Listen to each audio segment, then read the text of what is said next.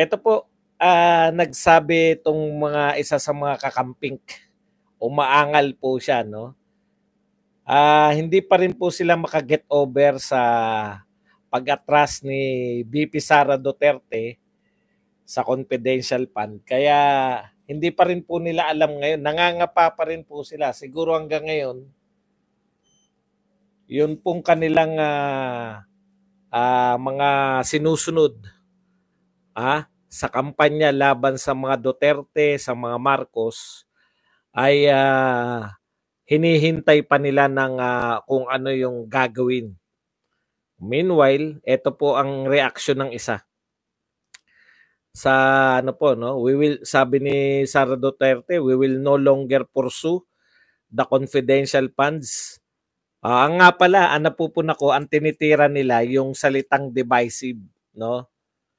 Ayaw po nilang i-credit kay BP Sara na yung ginawa niya ay para sa maiwasan yung divisiveness ng mga Pilipino. Yun po yung initial na atake nila.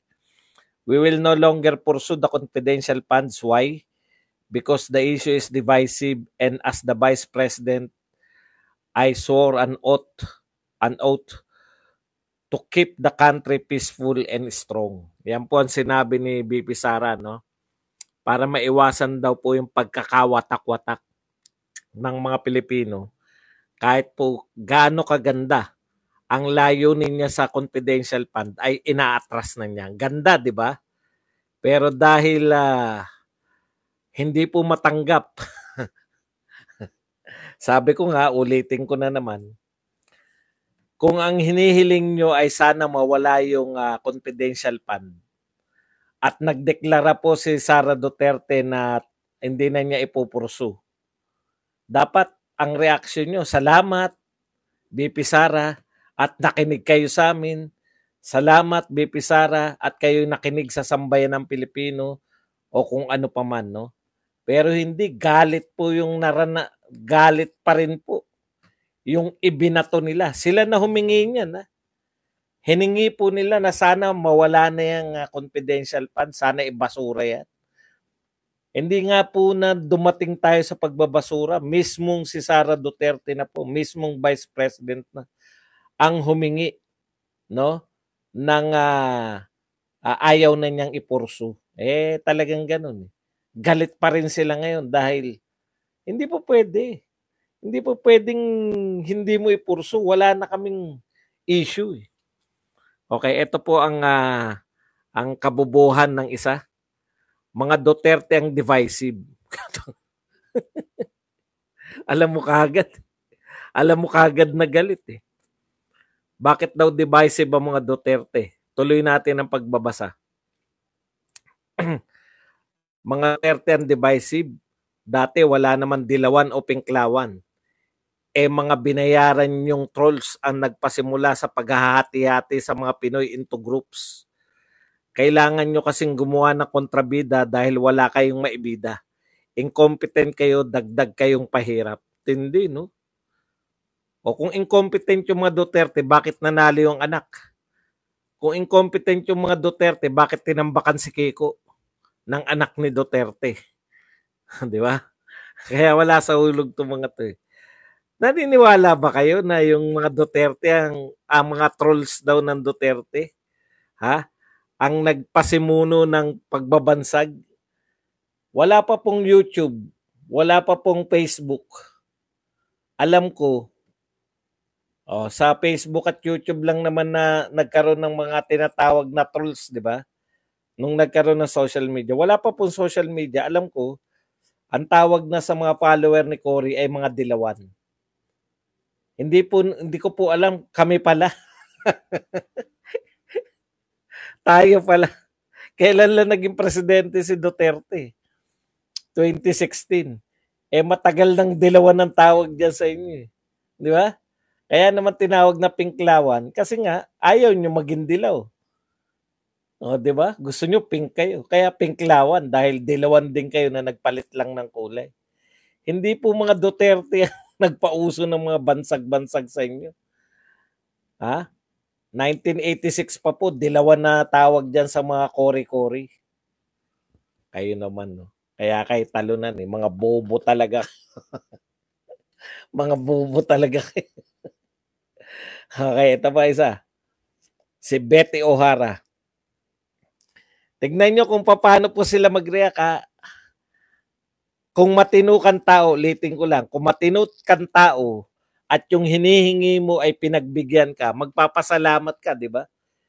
Isa lang po ibig sabihin, hindi matitino itong mga to. Ito po ang sabi naman ni Betty O'Hara, hindi na daw siya kukuha ng confidential fund ayon kay Sara. Di yan ang issue. Aba, hindi pala issue ang confidential fund. Ang tagal niyong in-issue yan. Basahin natin. Di yan ang issue na dapat nating malaman. Ano ang ginawa niya sa 125 million?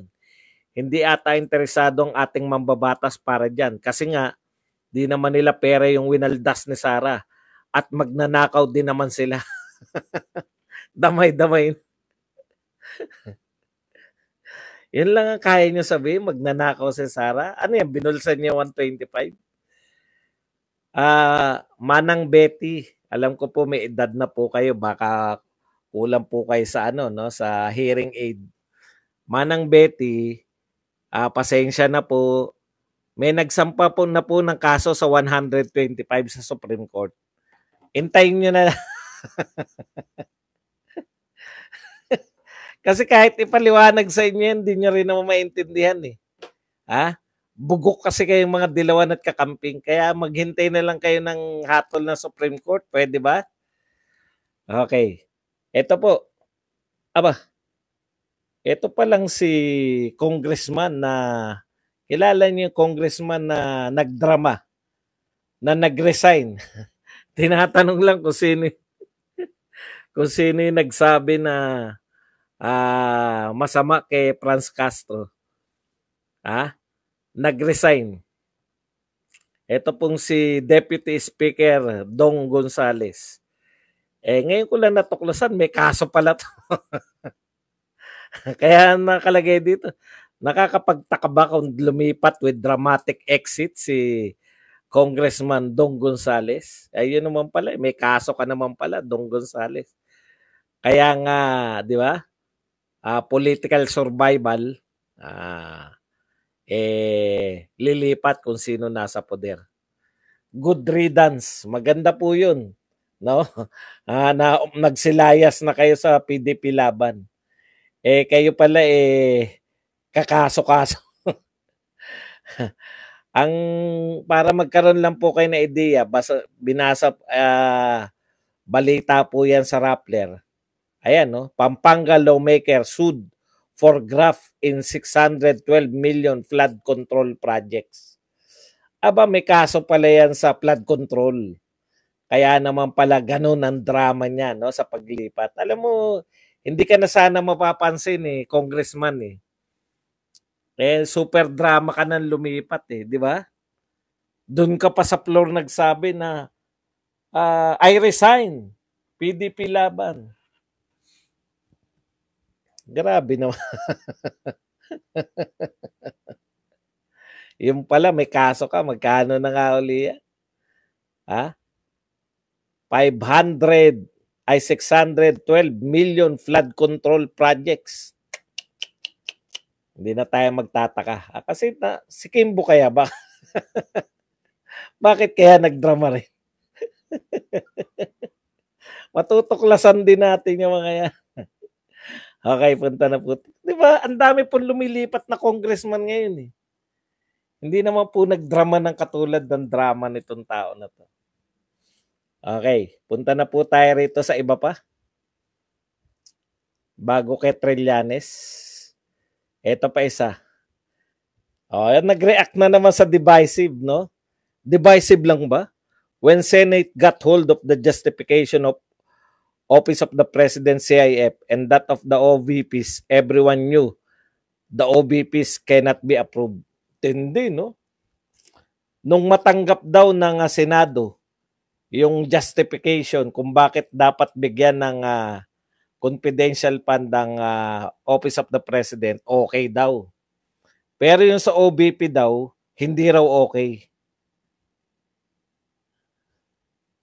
Kaya, hindi rin naman daw i-approve ng Senate. Antindi mo, taga-Senado ka ba? Ikaw ba yung Marcos Makapili? Taga-Senado ka ba? Ikaw ba yung isa sa mga nag-squill doon sa sa kanilang, putyan, titindi ng mga, alam niyo, ang problema niyo, mga kakamping, mga dilawan, no? Nag-iimbento na lang kayo ng banat eh. Kasi pahiyang-pahiya po kayo. Wala na kayong maibato. Drama nyo na lang na mag-imbento ng kung ano-ano.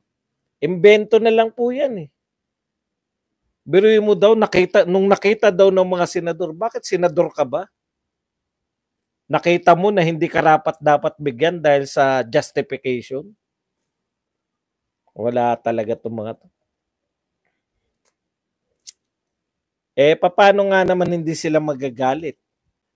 Binanata na ng lahat. Binanata ng mga tambi, binanata ng mga tulponatics, binanata ng mga tambi warriors, binanata ng mga kakamping dilawan, si Sara Duterte. 83% pa rin sa trust rating. Paano hindi magagalit yung mga yan?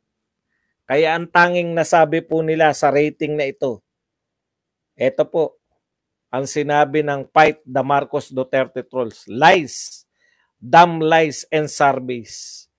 Kasinungalingan. Kasinungalingan ng survey niyan. Antindi, no? Pag si Sara Duterte bumabagsak sa survey, hindi bumaba, mataas pa rin, kaya lang bumaba lang. Ang katwiran ng mga yan, naghanap sila nila, bakit bumaba si Sara Duterte? Wala na, hindi na relevant. Yan ang epekto ng kahing na-expose na ninanakaw niya lang ang confidential fund. Ganyan po sila magsalita, di ba? Pag nakita nilang bumaba yung confidential report, pag nakita ay yung survey. Pero pag mataas ang survey, lies, damn lies and surveys. Kasinungalingan daw ang mga survey.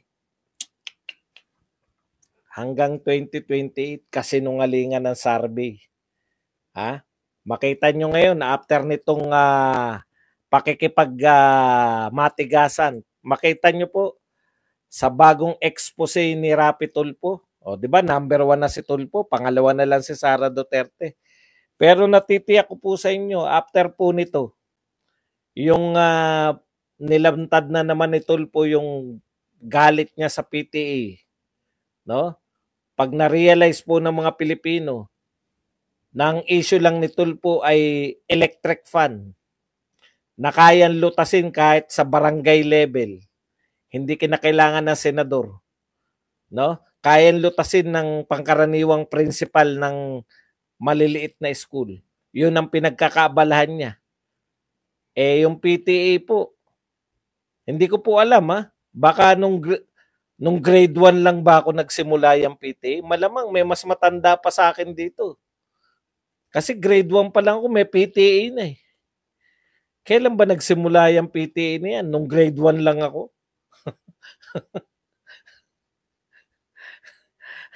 Baka matanda pa sa akin yung PTA na yan.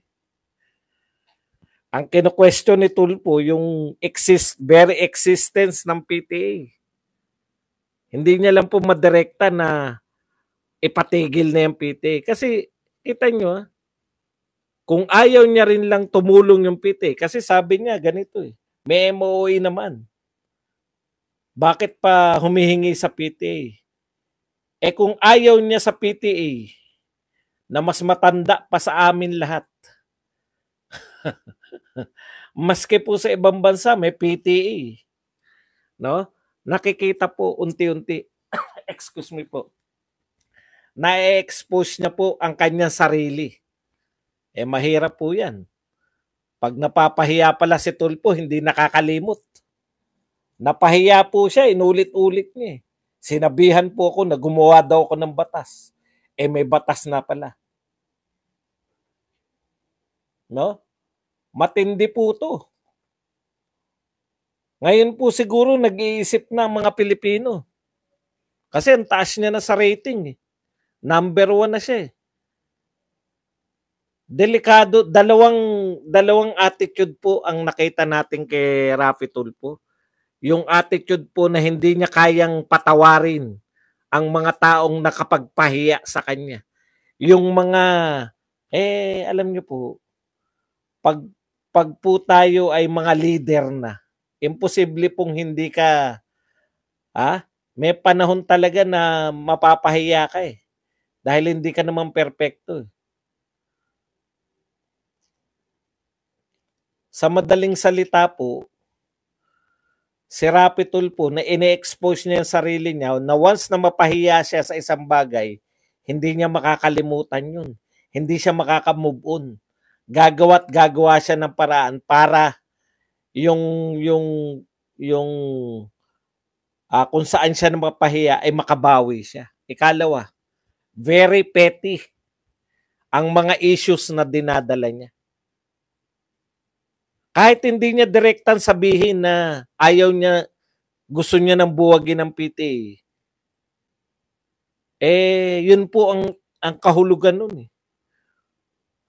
Di po ba? Ang PTA po, create yan sa isang bagay lang para makatulong sa eskwelahan. Kung hindi na rin lang tutulong ang PTA, bakit pa magpe-PTA? Dagdag organisasyon, dagdag intindihin lang yan ng principal. Okay. Kaya po, na-expose po talaga ang mga katulad. Isa pa po na-expose ngayon, yung pagka-epal po ni Martin Romualdez.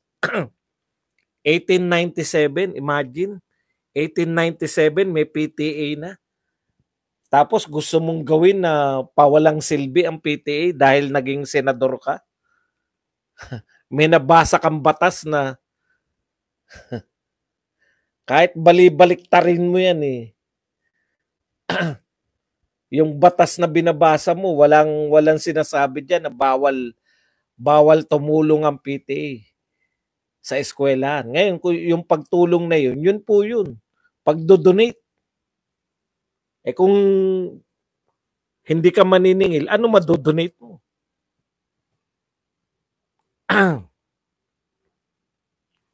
Boss Badong, bakit Marcos ka pa ng Marcos? Tulfo po ang si Tulfo po binabanata ko. Kulang kayo. Gusto niyo ba banata ko na si Marcos? Kulang kayo. Tulfo po muna binabanata natin eh. Hinay-hinay lang. Pwede naman kayong gumawa ng vlog nyo, banatan nyo, gusto nyo banatan. Si Tulfo po binabanata ko dahil sa PTA. Kulang kayo. Apurado kayo. Apurado ba kayo? Ito po si Romualdez po tayo. Bakit ko po nasabi na mas epal? At least nag-e-epal ang ine-epal ni Lenny sarili niya. Hindi niya ine-epal na in behalf of the president. Di ba? Nakikipag-compete siya. Yung kaepalan ni Lenny, parang presidente ka, presidente si Pangulong Duterte, ako naman ang busy na presidente. Ganun yan eh. Mga wordings ang umiepal siya, di ba? Si Pangulong Duterte nagsosona, magsosona din siya. Ito po hindi. No? Si Romualdez, kita nyo naman. Siya po yung namimigay doon, nangungunang mamimigay. Yung proyekto ng Pangulo, siya yung naka-front. Ano ba yung proyekto na nga na yun? Nakalimutan ko yung tawag. May tawag doon sa proyekto, yung namimigay ng mga ayuda na bigas. Hindi na po si Pangulong Marcos eh. Ewan ko, saan ba nagpunta si Pangulong Marcos? Nakaalis na ba? Siya po yung namimigay. Tapos may malaki niyang yan po pagkakaiba ng mga Duterte, no? Hindi po kinakailangan ng mga Duterte na may mukha nila o may pangalan nila yung pinamimigay. Hindi bagong Pilipinas yung pagtulong eh. Ayan. Nakalagay sa sako yung pagmumuka. MR. Ayan. Epal na epal. Talaga. O, eto po, mas epal po to. Yung mahilig po siya na nanggagaling sa opisina niya, yung statement na para sa presidente. Di po ba? Okay lang yun eh. Halimbawa, may lakad kasi, ako po ang representative. Representative siya ron eh. Wala po ang presidente. May iba po siyang lakad. Kaya ako na po ang nagre-represent sa presidente, pamimigay nito mga bigas. Okay lang yun, di ba? O yan, makakapamigay pa siya. Kasi may dahilan eh. Siya yung nagre-represent. Pero ito po, yung mga statement, ayan no, yung eto po, tignan nyo. Final Maharlika IRR guarantees insulation of fund from dangers of dirty politics. Speaker Ferdinand Martin Romualdez is glad that the final implementing rules and regulations that will govern the Maharlika Investment Corporations, which will protect and guarantee the fund from the dangers of political interference, has been released. Office of the Speaker Ferdinand Martin G. Romualdez, press release, November 12, 2023. Bakit po kayo ang nagpe-press release nun? Galing po ba sa inyong IRR? Hindi po ba yung Maharlika IRR, ginawa po yan ng Office of the President? Dapat yung mga trabaho nyo lang sa House of Representative. Di ba? Hindi nga dapat, basta lahat lang po ng trabaho ninyo sa Office of the Speaker, pwede po kayo maglabas ng press release. Bakit po kayo ang naglalabas ng press release na ginawa ng Office of the President? Office of the President po yung IRR na Maharlika eh. Di po ba? Ilang beses na yan eh. Hindi lang natin nakukwenta eh. Nasa office niya nanggagaling yung mga press release ng mga trabaho ng gobyerno. Meron pang isa eh, nakalimutan ko lang eh. Office niya rin yung nag-release.